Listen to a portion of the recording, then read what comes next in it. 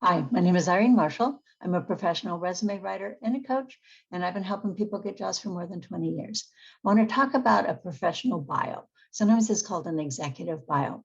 If you're looking for a job, the document that you need to work with is a resume.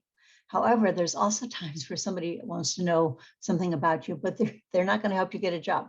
So what type of document can you give them? It's called a professional bio. And I'll give you some examples about who would be interested. Maybe you're looking for investors. Maybe you're looking for clients. Maybe you're a speaker someplace and somebody's going to stand up and introduce you. Well, here's Irene, our speaker. Well, I have to give that person information. What do I want them to say to introduce me? Sometimes on a website, you will see team leadership.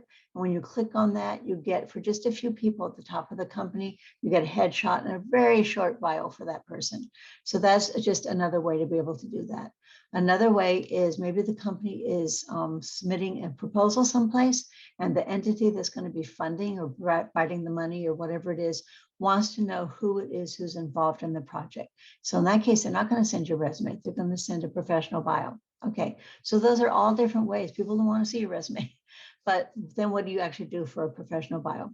They're usually just, a few sentences long, up to a page. They're really not more than a page. They usually have your headshot.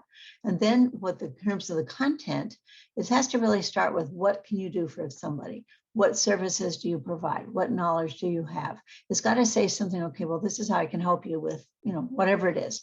Then it needs something about your background, something about your credentials. This is your work experience. These are your licenses. This is your education. So that's kind of more about who you are and your credentials. And then sometimes at the bottom, it might say something about, some selected, community leadership.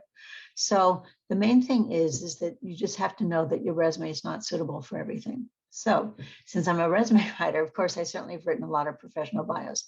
So if you think that might be something you could use, there's no charge for consultation. My name again is Irene Marshall. The website is toolsfortransition.com. Get in touch with me and we will figure out so you have the type of resume that you need and you also have the professional bio. And I look forward to speaking.